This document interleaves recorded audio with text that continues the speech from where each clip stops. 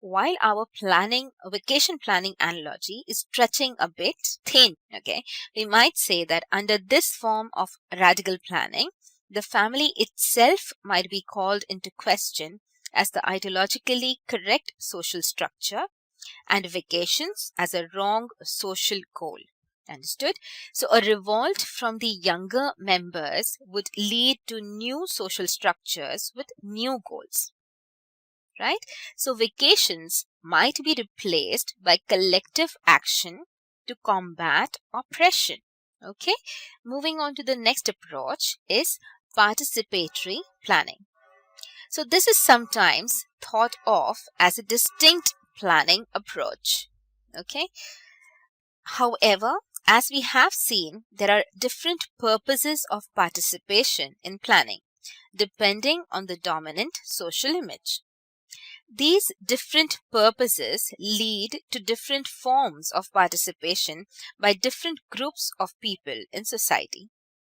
Some form of participation, in fact, can be built into any planning approach, depending, of course, in part on available resources. Okay, rational or comprehensive planning, depending on the can and often does include participation of key interest groups and influential individuals, often in the analysis phase of planning as well as in the review of draft plans. So the purpose is to get important information from the government and to improve the probability of successful adaptation by identifying key obstacles in advance and by winning the support of those who participate, right? So incremental planning tends to be associated with a consensus image in which participation of influential people and systems is required as a part of bargaining and negotiation. Whether to have your family participate in vacation planning, okay, but rather how they should participate and why. So decision choosing a planning approach. So now you need to decide on which planning approach to choose, right? So even a brief review of planning approaches above indicates the wide range of alternative ways to plan available to planners planning a plan. Okay, so in many, if not most planning situations, the approach that planners follow emerges over time from experience. Okay, so in many cases, this is satisfactory. Yet, as planners become increasingly aware of alternatives, more formalized decisions among alternatives may emerge. Okay, certainly in newly created planning subsystems, conscious choice of a planning approach would seem not only possible but desirable, right? The task in the decision stage, okay, is what do you say? Let me see.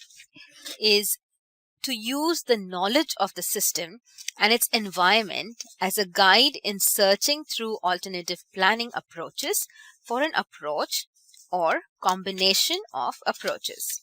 Okay, planners will seek to choose an approach which fits with the key elements of the environment and the system now or in the future.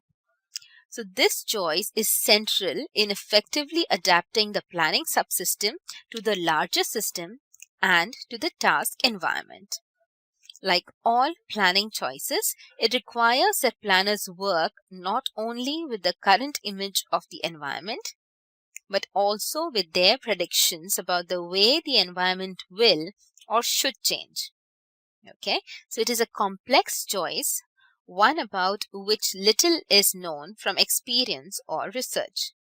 Okay, a full theoretical discussion, moreover, is beyond the scope of this course. Okay, however, we can look at some of the kinds of decisions that planners face in matching planning approaches with the environment in which they plan. Okay, so the fit between planning approach and social image is clearly important, right? So the rational or comprehensive planning is not likely to work when the social image is that of radical change. Correct?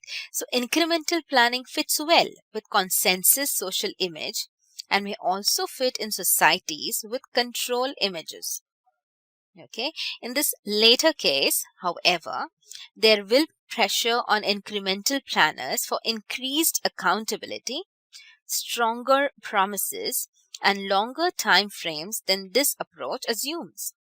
In a control oriented society, the decentralization of power and planning that incrementalism requires if problems are to be attacked in smaller steps is likely to be hard to get. Okay, transactive planning likewise does not fit with control oriented societies, though it would fit well with a consensus social image that might be combined with grassroots radical planning in a society undergoing radical change. Okay, so few task environments, of course, hold strictly to only one of the three social images discussed over here. Okay, various mixtures of the different images are more often found, even though one image may be dominant. Okay, so in these circumstances, planning may be faced with a choice among images as a first step in selecting a planning action. This puts planners face to face with a gamble on the future. If they select well among these images, they will be more successful in helping their system adapt to the future environment. If they select poorly, their system will not adapt well and may not survive. Okay, the values that planners themselves hold play an important part in such participation, may also be seen as a good thing in itself. Okay, transactive planning, of course, sees participation as the central element in planning. Thus, the question is not so much of choices, right? Authoritarian planners are likely to be biased towards more stable social images such as control, democratic planners towards the consensus images, and revolutionary planners towards radical images. The social image itself is created out of sets of dominant values. These values, and therefore the images, can change and be changed. Okay, thus planning is intimately linked with political action and indeed all action designed to change systems and environments. So remember, the planner's task is to adapt their system to the environment.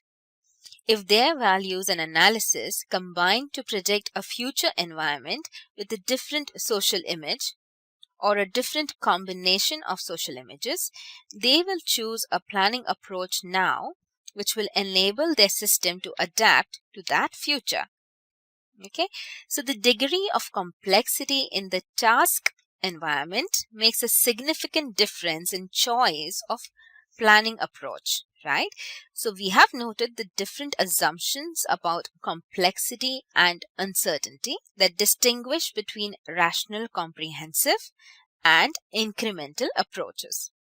Okay, the former is associated with relatively high levels of certainty and consequently with relatively less complex environments. Okay, the later approach explicitly recognizes complexity and uncertainty and indeed is built around this recognition. So in emphasizing extreme decentralization of planning, the transactive approach implicitly recognizes the difficulty of dealing with large and therefore complex task environments. Again, the correspondence between real world environments and systems is not simple, nor are the features of these approaches. For most systems and task environments, some things will be complex and uncertain, other things less complex and more certain.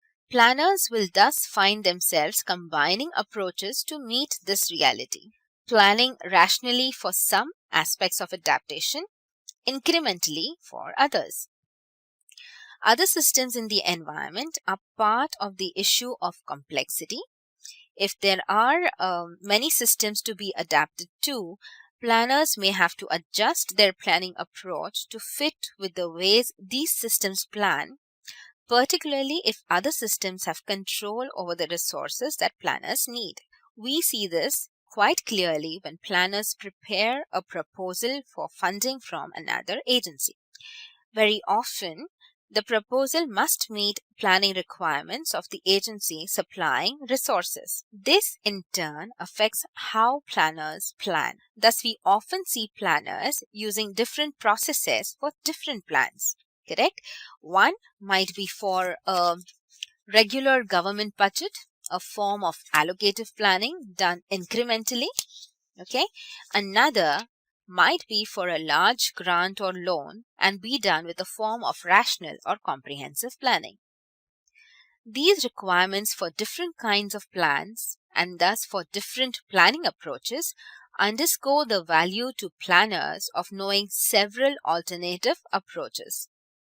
Finally, the quantity, quality, and the type of available resources make a difference in the choice of planning approach.